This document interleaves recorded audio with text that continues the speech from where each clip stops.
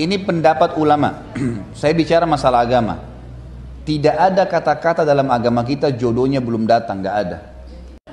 Saya jelasin. Umumnya semua orang akan datang sinyal jodoh. Itu semua sinyal ya. Hidayah itu sinyal. Seperti misalnya ibu dengar azan, ada sinyal hidayah. Ada bisikan dalam hati dari malaikat sholat, itu sinyal hidayah. Bangun tengah malam, gitu kan? Kita hidayah. Ada fakir miskin minta bantu, sinyal hidayah. Kan gitu. Sama halnya juga dengan begitu. Nikah itu kan jodoh. Apa ibadah ya? Ibadah. Allah datangkan sinyal jodoh kepada setiap orang. Gak ada yang tidak ada sinyal jodoh. Artinya dia akan pernah ada kecenderungan atau orang cenderung sama dia. Bagaimanapun keadaannya. Masalahnya dia yang rewel. Mohon maaf saya bahasakan ini masalah agama ya. Karena kita lihat ada orang lumpuh. Laki-laki di Jakarta ini ada. Kakinya lumpuh, tangannya lumpuh semua. Istrinya ada. Punya anak. Bekerja. Setiap datang sinyal ada orang yang cenderung dengan kita. Ada gambaran, dapat informasi tentang seseorang, maka yang terjadi apa?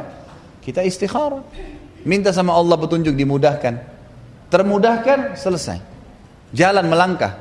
Subhanallah, tidak ada orang yang mudahkan pernikahan dia. Ini ada orang yang cocok, sudah bismillah. Dia tidak berpikir, oh mungkin ada yang lebih baik. Udah, ini Allah sudah kirim, berarti ini yang terbaik. Dia melangkah, kecuali rumah tangganya bahagia itu. Tapi kalau ada orang, mungkin ada yang lebih baik. Allah datangkan putih tidak mau, datang hitam tidak mau, coklat tidak mau. Mau warna apa ini? Kulitnya biru baru mau nikah. Banyak orang begitu rewel sekali, gitu kan? Kalau dalam pandangan agama, tidak ada orang yang tidak datang sinyal jodohnya, nggak ada. Ada sinyal jodoh yang datang. Artinya Allah kasih dia sinyal. Dia nolak, Allah kasih lagi tuh sinyal, ya. Kadang-kadang subhanallah dalam waktu yang bersamaan ada 5 mungkin sinyal, ada 5 orang yang cenderung dengan kita. Bisa terjadi. Tinggal kita istikharah, ya Allah dari 5 yang kau kirim ini mana yang terbaik. Patokannya selalu agama. Oh, agama yang terbaik cuma 2 orang. 2 orang ini mana yang terbaik lagi ya Allah. Mungkin kita bisa mimpi. Biasanya bukan mimpi. Mimpi itu dari istikharah cuma bagian kecil ya.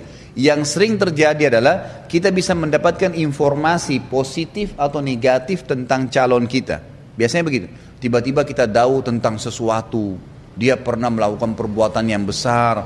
Dia itu dapat informasi, tidak tahu dari mana. Kayak Allah kasih gitu. Dapat, itu sudah ada sinyal.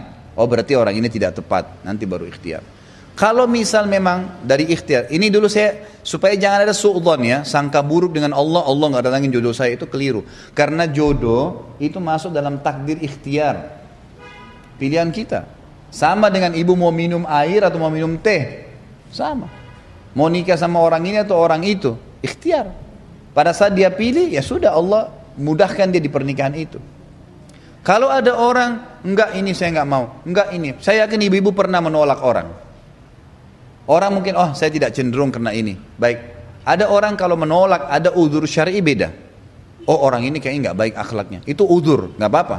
Allah lagi memberikan pelajaran kepada dia. Ada orang-orang yang seperti ini loh, jangan kau terima. Mungkin, minta ya Allah petunjuk, dikasih lagi nanti. Tapi ada orang, sudah datang orang yang baik, masih rewel, nggak mau. Ingat, bukan berarti kalau kita dapat orang soleh, orang baik, kemudian dia tidak punya salah. Enggak. Pahamin ya? Karena ada orang sudah menikah, tapi kok kenapa saya sudah tangkap nih sinyalnya Allah, saya menikah, tapi kenapa suami saya buat masalah ya? Loh, memang adaptasi. Ibu hidup 25 tahun di rumah tangganya ibu sama orang tuanya, dia hidup 30 tahun di rumah tangga sama orang tuanya, terus tiba-tiba mau cocok, butuh adaptasi kan? Pasti ada adaptasi.